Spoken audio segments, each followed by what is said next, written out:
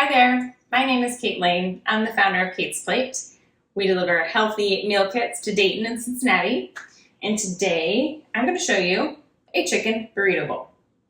Burrito bowls are wonderful for weeknight dinners because they are great to prep ahead if you want to cook rice, the grains ahead of time. You can also cook the proteins ahead of time. Then during the week, you can just warm those parts up and then serve with your toppings. This is great for families and kids because you can make the base and then they can add their own toppings because, as we know, kids can be super picky. I'm going to use chicken thighs instead of chicken breast today because chicken thighs are a little juicier, they're harder to dry out, they're a little cheaper too. You could also use steak, pork, shrimp, tofu, tempeh, extra beans. Really utilize what you have. So for the base of it, we're doing brown rice, which brown rice has a lot of fiber, so that's great. But it does take a little bit longer to cook. So I did pre-cook some brown rice because you would be bored to tears watching me make brown rice. But what I would do, if I were cooking it right now, is the water to rice ratio is 2-to-1 for brown rice. So I would put 2 cups of water in this pan and 1 cup of rice. You can do it with just water, but a little tip is I like to add some chicken stock base. I would just take a scoop of this, a small scoop of it, and stir it in the water while it cooks. We're going to use beans, and you can use whatever kind of beans you'd like. I've got black beans. My kids love black beans. I am going to make a rub for this chicken, and I'll show you what I do for that. And then we'll go through, cook the chicken, and add our toppings. First things first, let's preheat our skillet. I'm going to turn it on medium heat, and I want to let it preheat longer than you think. So I can't just turn it on and in a minute or two put the chicken on there. So I want to get that preheating several minutes in advance. We're going to put chili powder because I like that beautiful red look on chicken or meat in a burrito. About 2 teaspoons of that. Cumin. About a teaspoon of cumin. A little smoky flavor. And as you notice, I'm not measuring any of these perfectly because it's a seasoning blend. So it's okay. This is garlic powder, and you can absolutely use fresh garlic. I would do about a half a teaspoon of that. And smoked paprika. Now, this is a pretty versatile ingredient, but it's very strong, and it gives it that smoky flavor. So if you were to grill these outside or even use a smoker, amazing. But since I'm doing it inside, I'm gonna add a little smoked paprika, say 1/4 teaspoon. Let's add some salt, about a half a teaspoon, and some black pepper. You don't have to use a grinder, but that's what I have on hand. You're going to take your chicken thighs and pat them with a paper towel to get all the moisture off. Then let's cook these.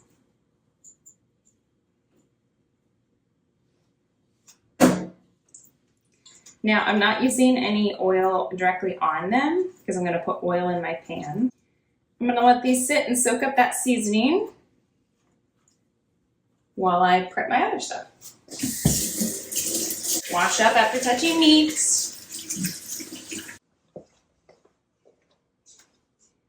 Okay, I'm going to put the beans in a small saucepan. I don't drain and rinse these completely because I need a little liquid while I'm cooking them. Same spices as we used for the chicken seasoning, but just in lesser amounts. So I'm going to put these onto the stove on a very low heat because I still have to cook my chicken. Give it a little stir. And even a cover. All right, I'm going to check and see if my pan is hot enough for the chicken thighs.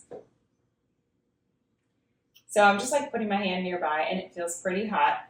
I don't want it scorching hot because then when I add the oil, it'll smoke everywhere. But I want a nice medium firm heat, and I feel like I'm there.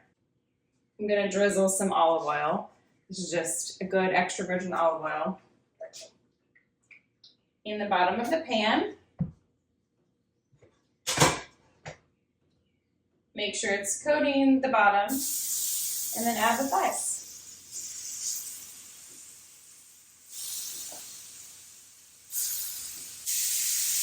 I like to use a splatter guard, which is just this little doohickey, and it helps prevent all that little extra oil splatter from getting all over my stove. Very helpful. All right, while our chicken cooks, it'll take 5 to 7 minutes, and then I'm gonna flip them over and finish cooking them through. I'm going to prepare the toppings for our burrito bowl.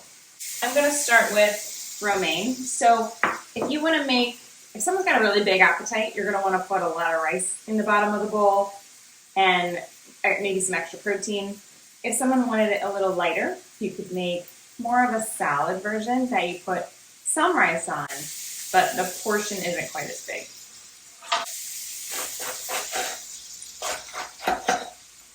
So sometimes cutting lettuce for toppings, I'll go lengthwise a couple times and then shredding it across this way. I think my bowl's too small. And some cilantro. So you either love or hate cilantro. At this point, you probably know. Smells so good. I just give it a rough chop, the leaves and the stems. Now this is something you probably don't want to prepare ahead, as it'll just turn brown. Okay. Do a little quick cleanup.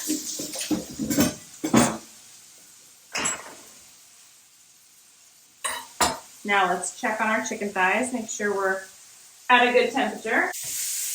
Take a look at our chicken thighs.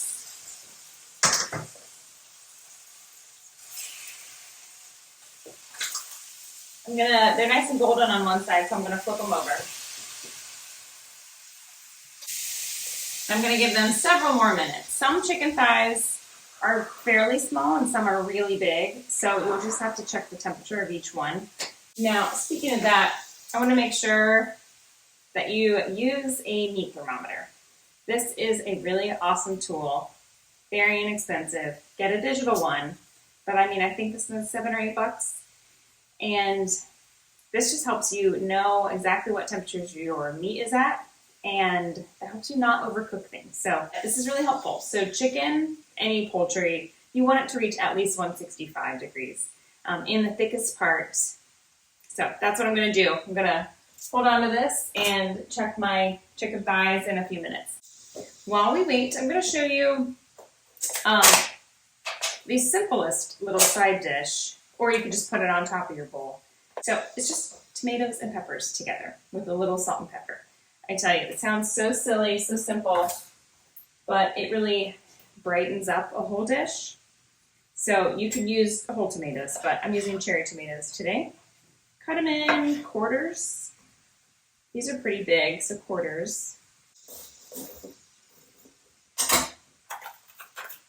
That's how I do a pepper. And then I pull out the little webbing inside.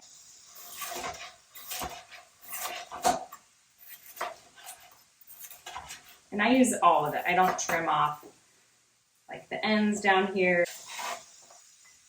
So that was about a half a pepper and about a half a cup of cherry tomatoes. Stir those around, a little salt and pepper.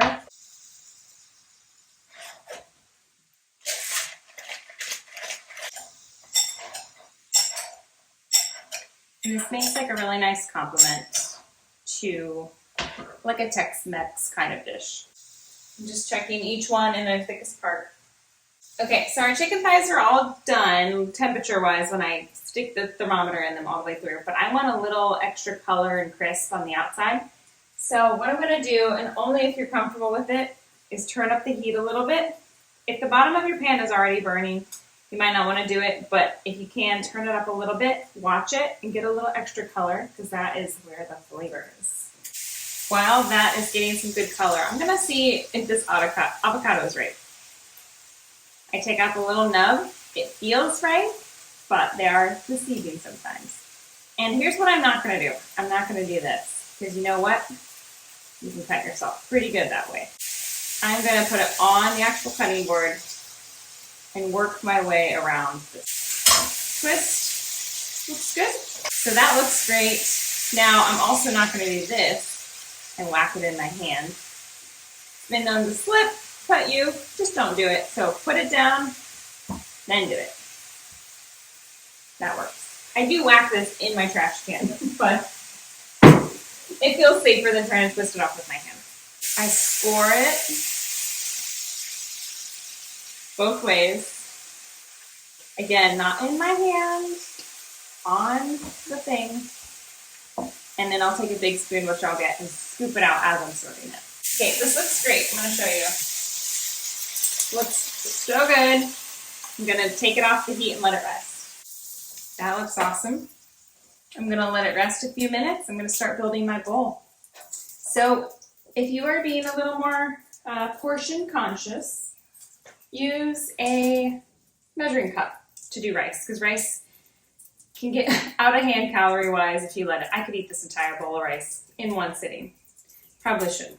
But if you are a big appetite and you're looking for a full serving, it's about a cup of cooked grains. If you're wanting a little bit lighter, which I prefer because I want to fill up on all the other things with fiber and protein, do a half a cup. So start with that as your base. Spread it out.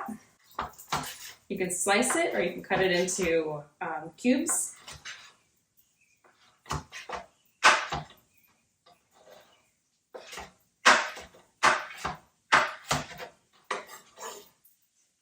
Great. Protein, protein, protein, right? I'm going to do some avocado for the fiber and the minerals. About half of this. So it's a quarter of an avocado. It's a lot of fat, but it's really, really good nutrition. If you have access to avocados, do it. Babies love avocados, and actually I found that all my kids like avocados. So if you give them ample chance to try stuff, they'll surprise you. I'm going to put some of that pepper and tomato goodness. Good. And you know what? I almost forgot about our beans. These smell good. So beans, I also use a scoop for, which I lost. A quarter cup to a half a cup of beans is a good serving. I like and need a lot of fiber, so I'm going to put a half a cup of beans. Then I just have lettuce, I have some sour cream, and jalapenos. I loved jalapenos so much.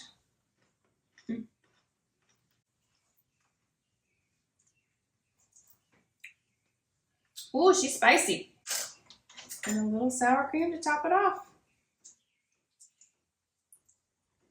Looks great. There is your chicken burrito bowl. You can make this with any protein you'd like. Customize it. If you hate beans, try something else. Maybe try lentils. Try a different grain. Try whatever vegetables you have. If you want to do peppers and onions or zucchini, that works really well, especially when there's extra zucchini on hand during the summer. A little cilantro. And there you go. Enjoy.